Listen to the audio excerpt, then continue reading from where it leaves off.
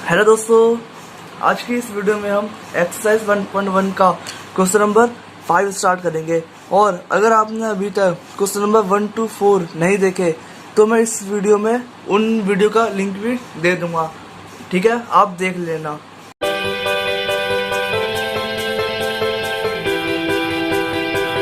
अब स्टार्ट करते हैं अपना क्वेश्चन नंबर 5। देखो, list all the element of the following set. ठीक है, हमें कुछ लिस्ट दे रखी है सेट की, हमें इनको रोस्टर फॉर्म में रिप्रेजेंट करना है। ठीक है, अब सेट ए पढ़ो। Set A is equal to curly bracket X इस दो डॉट का मतलब मैंने आपको बताया था क्या होता है, इसका मतलब होता है such that. Very good. X is N odd natural number, यानी कि हमें एक ऐसा सेट बनाना है जो कि ऑड नेचुरल नंबर का होना चाहिए। ठीक है, देखो इसको करना कैसे है।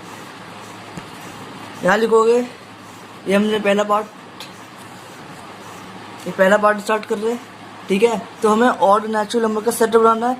देखो, पहले सेट का नाम दोगे। क्वेश्चन में हमको सेट ए दे रखा है। ठीक है, ये देखो सेट ए दे रखा है, फिर इक्वल्स टू का साइन दोगे, फिर कर्ली ब्रैकेट यहाँ से आपका ओपन हो जाएगा। फिर आपको ऑड नेचुरल नंबर का सेट बनाना है। ठीक है, और आपको ये पता है कि odd natural number starting from 1, तो 1 हो गया, फिर 3, 5। ठीक है, और एक अपने आप में भी एक नेचुरल नंबर है। आपको पता है नेचुरल नंबर क्या होता है? Natural number starting from 1। ठीक है, आपको यहाँ दिखाता हूँ। जो मेरा ऑड नंबर होता है वो 1, 3, 5 ऐसे चलते जाता है। ठीक है, और नेचुरल नंबर क्या होता है? Natural number 1, 2, 3, 4, 5। ठीक है, और इन दोनों को मिलाकर मेरा ये सेट कंप्लीट होगा। ठीक है, अब ये 1, 2, 3 मत लिखना, क्योंकि ये 2 इज ए इवन नंबर। ठीक है, और ये ऑड नेचुरल नंबर की बात करनी है तो 1, 3, 5, यानी कि 1, 3, 5, 7, 9, और ये डैश डैश लगा देना, और फिर ये कर्ली ब्रैकेट क्लोज। ठीक है दोस्तों, समझ में आया क्या करना है इसमें? पहले आप 1, 3, 5 ऑड लिख दोगे, और यही हमारा नेचुरल नंबर भी होता है। ठीक है, फिर यहाँ पर डैश डैश का मैंने यहाँ क्यों लगाया, क्यों इस्तेमाल किया मैंने यहाँ पर? मैंने इसलिए इस्तेमाल करा क्योंकि मुझे नहीं पता कि ये ऑड नेचुरल नंबर का एंडिंग कहाँ होती है, इसलिए मैंने 9 में रोककर इसको डैश डैश कर दिया। ठीक है, यानी कि चलता जा रहा है नंबर। अब 9 के बाद 11 भी आएगा, 13, 15, 17, 19, 21 ऐसे चलता रहेगा। ठीक है दोस्तों, और इसी के साथ ही हमारा फर्स्ट पार्ट कंप्लीट होता है। और यहाँ लिख दो आंसर। ठीक है, देखो बहुत आराम से बताऊंगा, अच्छे से अपनी कॉपी पेन लेके बैठना। ठीक है,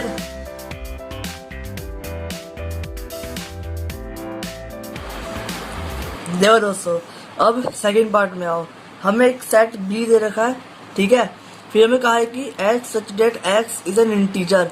ये जो हमारा एक्स है वो एक इंटीजर होना चाहिए। ठीक है, इंटीजर का मतलब आप माइनस की वैल्यू भी ले सकते हो, जैसे कि -1, -2, फिर पॉजिटिव 1, 2, 3। ठीक है, इंटीजर हो गया हमारा एक्स। फिर हमें ये दे दिया -1/2, एक ग्रेटर देन का साइन, फिर एक्स ग्रेटर देन 9/2।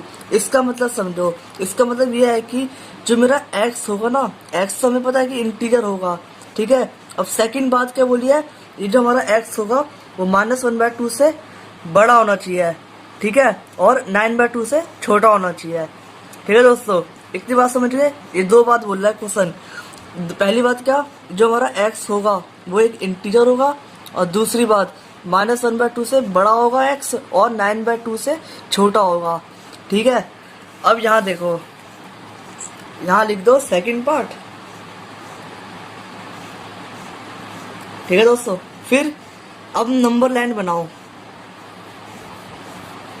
इसको बोलते हैं हम नंबर लाइन, या आपने 8th में पढ़ा होगा इस नंबर लाइन के बारे में। बस इसमें हम अपने नंबर को रिप्रेजेंट करते हैं। ठीक है, अभी देखो ये -1/2 है, -1/2 है। अगर आप इसको डिवाइड करोगे तो आपको करीबन -0.5 मिलेगा। ठीक है, फिर ये 9/2 को 2 से, ये 9 को 2 से डिवाइड करोगे तो आपको 4.5 मिलेगा। ठीक है, अब इसको नंबर लाइन में लिखता हूँ। देखो, ये हो गया हमारा ओरिजिन 0, ठीक है। फिर लेफ्ट साइड में क्या होता है हमारा, माइनस की वैल्यू होती है। और मैं माइनस क्यों ले रहा हूँ, क्योंकि मुझे यहाँ पे बोला गया है x इज एन इंटीजर, मेरा x इंटीजर है और इसमें मैं माइनस की वैल्यू भी ले सकता हूँ, मैं लिखोगे -1, ठीक है। फिर -2, ठीक है दोस्तों। फिर ये 0 आया, फिर यहाँ पे 1 2 3 4 और ये मेरा 5, ठीक है। अब देखो मेरे को वैल्यू क्या दे रखी थी, मेरी -0.5 आई वैल्यू और 4.5 आई, ठीक है। अब यहाँ देखो, अब इनके यहाँ पर साइन कौन सा है, एक ग्रेटर देन का है और देखो नीचे इक्वल्स टू का साइन नहीं है, ठीक है। आपको हल्का सा बता देता हूँ क्या होता है।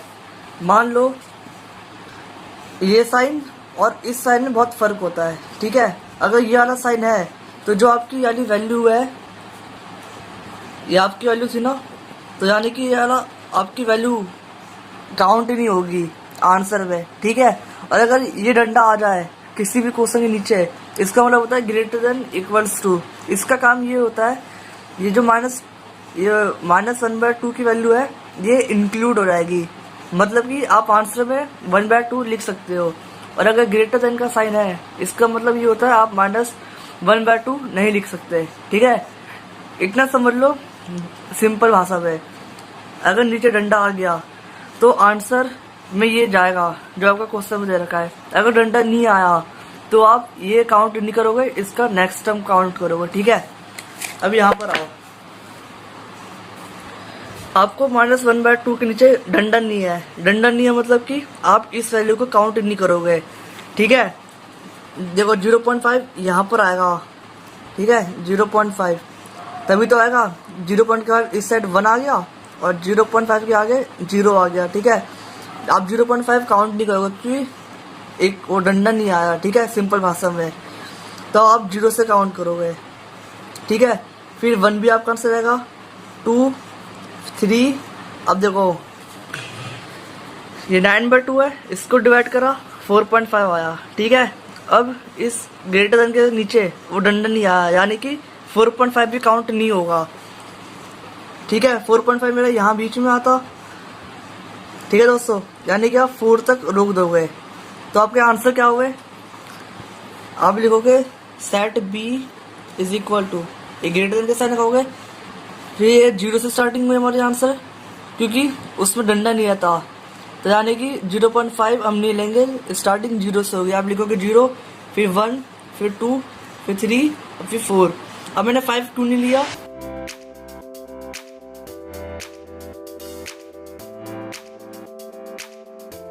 आंसर, ठीक है। अगर ट्रस्ट ना हो मुझ पर तो मैं आपको पीछे दिखा सकता हूँ इसका आंसर, ठीक है। देखो क्वेश्चन पर 1.1 का ये देखो बी पार्ट करा हमने, क्या आ रहा आंसर 0 1 2 3 4, ठीक है। अब आया ट्रस्ट और ये हो गया हमारा आंसर, ठीक है दोस्तों। देखो बहुत सिंपल है, आराम से समझो एक एक चीज, और जहां पर आपको डाउट लगता है कि मुझे डाउट है, ठीक है, या फिर वीडियो को फिर दोबारा चालू कर दो या फिर कमेंट बॉक्स में मुझे कमेंट कर देना। देखो दोस्तों अब थर्ड पार्ट, एक सेट दे दिया है C, फिर x such that x is an integer x² greater than equals to. अब देखो डंडा आ गया है, इसको अब बोलते हैं ग्रेटर देन इक्वल्स टू, ठीक है। फिर 4। अब क्वेश्चन 2 बात बोल रहा है, एक पहली बात जो मेरा x होगा वो मेरा इंटीजर होना चाहिए, और दूसरी बात बोल रहा है आप x की वैल्यू कुछ भी पुट करोगे ना इसमें, ठीक है, आप कुछ भी पुट करोगे x की वैल्यू में वो क्या होना चाहिए, 4 से छोटी होनी चाहिए और 4 के बराबर तक होनी चाहिए। आया ना ये डंडे वाले का था इक्वल्स टू, यानी कि 4 के बराबर तक भी जाएगी वैल्यू। देखो इसको आप कॉपी में समझाता हूँ, यहाँ आ गया थर्ड पार्ट, ठीक है दोस्तों। अब देखो क्वेश्चन क्या है, x² ग्रेटर देन, और यहाँ आ गया डंडा यानी कि इक्वल्स टू और 4। इसका मतलब ये है कि आप x की वैल्यू कुछ भी पुट करो, जैसे कि मैं x की वैल्यू 1 लेता हूँ, ठीक है, तो आप जब 1 यहाँ पुट करो, ये कुछ ऐसा बनेगा, 1 स्क्वायर ग्रेटर देन 4। सही बात है, 1 का स्क्वायर यानी कि 1 ही होता है, ठीक है, और हमेशा 1 4 से छोटा ही रहता है। तो ये बात क्या हुई, ट्रू हुई। अगर हम x की वैल्यू 2 डालूँ, ठीक है, 2 का स्क्वायर 4, या 2 का स्क्वायर 4 हुआ, तो यानी कि 4 भी मैं ले सकता हूँ, क्योंकि इसके नीचे डंडा लगा है, इसका मतलब होता है इक्वल्स टू, उसके बराबर तक भी चलेगी, 4 के बराबर तक चलेगी, ठीक है।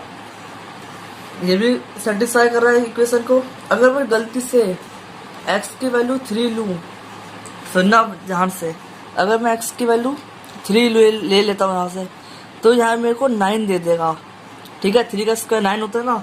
देखो ये बात ट्रू नहीं हुई, क्यों नहीं हुई, क्योंकि 4 से बड़ा 9 हो गया अब, और मुझे 4 से छोटा चाहिए है, और 9 तो मेरा बड़ा होता है 4 से, तो इसलिए ये नहीं लूँगा। अगर ये नहीं लूँगा तो मुझे ये जो वैल्यू है ये भी नहीं लेनी पड़ेगी। तो मेरा आंसर क्या हुआ, 1 2। क्या यही मेरे आंसर हुए, सोच के बताना। नहीं, ये मेरा आंसर नहीं हुए, ये भी आंसर है पर इसके अलावा भी आंसर हुए, ठीक है। अब ये देखो, मान लो मैं नंबर लाइन बनाई, ठीक है, मेरे 1 और 2 मेरे इधर आ गए, ठीक है, या 0, मैं 0 नहीं ले सकता, 0 का स्क्वायर डालो, 0 भी 4 से छोटा होता है, तो मैं 0 भी ले सकता हूँ, ठीक है। क्या मैं -1 नहीं ले सकता, क्यों, देखो क्यों नहीं ले सकता, -1 का होल स्क्वायर 1 ही तो होता है, तो ये मेरा 1 4 से छोटा हुआ नहीं हुआ, तो मैं -1 भी ले सकता हूँ, ठीक है। क्या मैं -2 ले सकता हूँ, हाँ ले सकता हूँ, -2 का होल स्क्वायर 4, और बराबर भी बोला है क्योंकि इसके नीचे डंडा आ गया, मतलब कि इक्वल्स टू, ठीक है। तो मैं ये 4 वैल्यू ले सकता हूँ, ठीक है दोस्तों, समझ में आई बात। ये हो गया मेरा आंसर।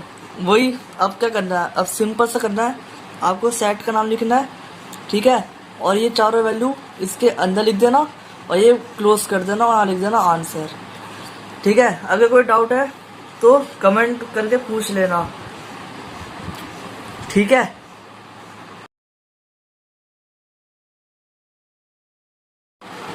देखो दोस्तों, अब 4th पार्ट, एक सेट दे दिया D equals to x such that x is a letter in the word loyal. आपको लोयल का सेट बनाना है। देखो जब भी ना कोई सेंटेंस आए, नाम आए, ठीक है, तो आपको क्या करना है वो सुनो। आपको देखना है कि ये जो वर्ड है लोयल, इसमें कोई रिपीट वर्ड है। अगर आप ध्यान से देखोगे तो आपको L रिपीट हो रहा है, ठीक है, और जो वर्ड रिपीट करेगा उसको सिर्फ एक बार लिखना है, ठीक है। कैसे, वो देखो, आपको लोयल का सेट बनाना है, ठीक है, आपको लोयल का सेट बनाना है। आप क्या करोगे, जो सेट का नाम दिया है, हमें सेट का नाम D दे रखा था, तो आप लिखोगे D, फिर इक्वल्स टू का साइन लगा हुआ है, इक्वल्स टू, फिर करली ब्रैकेट, ठीक है। अब ये देखना है आपको कि इस वर्ड में क्या रिपीट कर रहा है। अगर आप देखोगे तो मेरा L रिपीट हो रहा है, ठीक है, तो आपको सिर्फ ये जो L है इसको एक बार लिखोगे, तो आपने लिखा L, ठीक है, फिर O यहाँ लिख दोगे, फिर Y, फिर A, और ये जो L है वो इसी में काउंट हो जाएगा, ठीक है। ये रूल होता है, ठीक है, जो वर्ड रिपीट हो रहा है उसको सिर्फ एक बार लिखना है। ये सेट बनाते वक्त रूल होता है कुछ वर्ड्स का। तो ये हो गया हमारा आंसर, ठीक है, ठीक है दोस्तों। अगर मान लो यहाँ पर एक एग्जाम्पल लेता हूँ, रोमो लिखा होता, ठीक है, तो इसमें देखो कौन सा वर्ड रिपीट हो रहा है। अगर आप देखोगे तो इसमें मेरा O रिपीट हो रहा है, तो आप सेट का नाम लिखोगे, फिर करली ब्रैकेट, ठीक है, कुछ भी नाम लेता हूँ सेट का, P दे दिया मैंने, फिर आप R लिखोगे, फिर O आया, फिर M, फिर आप क्या O लिखोगे, नहीं, क्योंकि ये दो वर्ड थे रिपीट हो रहे थे, हमने एक बार O लिखा, इसी में मेरा काम चल जाएगा।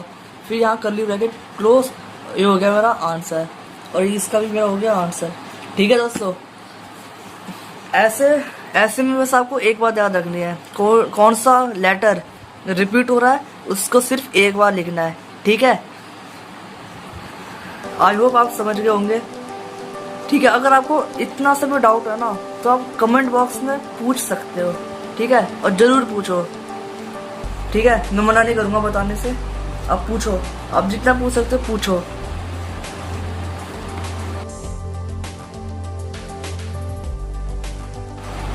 देखो दोस्तों, अब 5th पार्ट देखो क्या लिखा है। Set E is equal to curly bracket open, फिर x such that x is a month of a year not having 31 days. मतलब देखो क्वेश्चन का मतलब समझो पहले, ठीक है। देखो क्वेश्चन क्या कह रहा है, देखो आपको पता है कि साल में 12 मंथ होता है, ठीक है। हमें एक ऐसा सेट बनाना है जिसमें नॉट हैविंग 31 डेज हो रहे हो, यानी कि ऐसे कौन कौन से मंथ हैं जिसमें 31 डेज नहीं आते, ठीक है, वो ढूंढना है। देखो ऐसे कुछ बच्चे होंगे जिन्होंने कैलेंडर का यूज किया होगा, ठीक है, वो देखने लगे होंगे कैलेंडर में कि ऐसे कौन कौन से मंथ है जिसमें 31 डेज नहीं होते, ठीक है। पर मैं आपको एक सिंपल सी ट्रिक बताता हूँ, ठीक है। आपने बचपन में हैंड गेम खेला था? यस, हाँ, हैंड गेम। इसमें क्या होता है, ये जो टॉप वाला हिस्सा होता है, टॉप वाला, और ये जो गड्ढा वाला हिस्सा होता है, ठीक है, दो होता है, टॉप वाला और ये गड्ढा वाला, ठीक है। देखो ये जो टॉप वाला होता है इसमें मेरे 31 डेज होते हैं, ठीक है। मान लो अब इसमें काउंट करो, जनवरी और ये गड्ढा फरवरी, ये मार्च, फिर गड्ढा अप्रैल, फिर मई, जून, जुलाई, अगस्त, सितंबर, अक्टूबर, नवंबर, दिसंबर, ठीक है। अब देखो जो ये टॉप वाला हिस्सा है इसमें 31 डेज होंगे, और ये गड्ढा वाला है इसमें मेरे 31 डेज नहीं होते हैं, ठीक है। देखो जनवरी है, जनवरी में 31 डेज होते हैं, ठीक है। और यहाँ पर चाहिए नॉट हैविंग 31 डेज, यानी कि 31 डेज नहीं होने चाहिए, यानी कि जनवरी तो कट गया। अब बच्चा क्या नीचे फरवरी, यानी कि जो जो मेरे गड्ढे हैं, ठीक है, वही मेरे काउंट होंगे। अब देखो यहाँ लिखोगे सेट ई इक्वल्स टू, और ये मेरा कौन सा पार्ट है, ये मेरा 5th पार्ट है, ठीक है। क्या लिखोगे, फरवरी, ठीक है,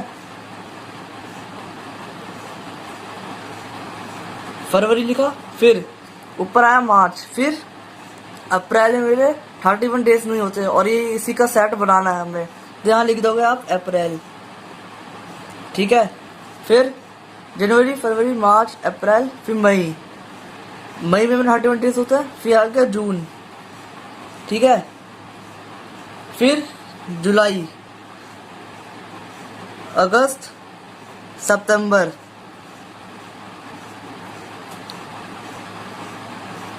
ठीक है। अब अपने हिसाब से कर लेना, फिर नवंबर और दिसंबर में मेरा 31 डेज होता है, पर हमें वो चाहिए ही नहीं, और ये बन गया मेरा सेट, ठीक है दोस्तों, और ये हो गया मेरा आंसर, ठीक है। और मान लो अगर ये पेपर में, वैसे पेपर में आता तो नहीं है ये वाला क्वेश्चन, अगर बाई चांस आ गया तो आप ऐसे भी याद कर सकते हो, फरवरी, अप्रैल, जून, सितंबर, नवंबर होता है, ठीक है, जैसा याद करते हो। अगर आपको याद ना आए तो आप मेरी ट्रिक अपना सकते हो, ठीक है, और ऐसा आपका हो जाएगा ये वाला आंसर, और आपको अच्छे नंबर भी मिल जाएंगे।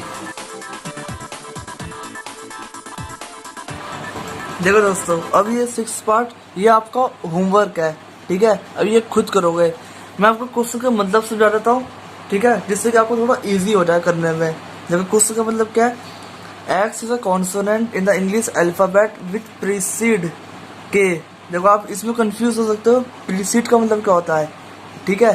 देखो जिसके आगे प्री शब्द आ जाए उसका मतलब होता है पहले, यानी कि आप ये जो के लेटर है, आप पहले इंग्लिश अल्फाबेट में देखो के लेटर कहाँ तक आता है, ठीक है।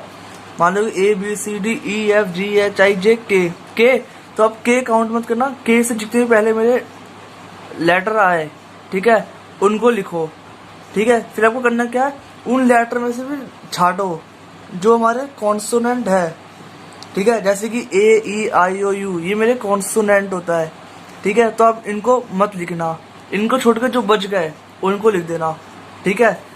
देखो थोड़ा हिंट दे देता हूँ, जैसे कि आपने ये A B C D E F G H I और ये जे और एक के तक होता है ना, उसमें लिखा है प्रीसीड के, यानी कि आप प्रीसीड से मतलब ये जो के है इससे पहले जितने भी मेरे लेटर आए, ठीक है, ठीक है, इनको एक बार इनको लिख लेना, ठीक है। फिर क्या बोला, कॉन्सोनेंट। देखो कॉन्सोनेंट कौन होता है, ए ई आई ओ यू, इनको मत लिखना, यानी कि ए मत लिखना, फिर ई, फिर आई, इनको मत लिखना, और जो बच गए ये हो जाएंगे आपके आंसर, ठीक है। और ये आप अपनी कॉपी में नोट कर लेना, ठीक है। इसी के साथ ये हमारा क्वेश्चन नंबर 5 कंप्लीट होता है, ठीक है। अगर आपको थोड़ी सी वीडियो मेरी पसंद आई हो तो लाइक करना, शेयर करना और कमेंट करना ना भूलना। जो भी आपको डाउट है वो कमेंट के थ्रू मुझे बता देना, ठीक है। और आप मुझे इंस्टाग्राम में फॉलो कर सकते हो और वहाँ पे अपने डाउट पूछ सकते हो, ठीक है। अब हम मिलेंगे अपनी नेक्स्ट वीडियो में।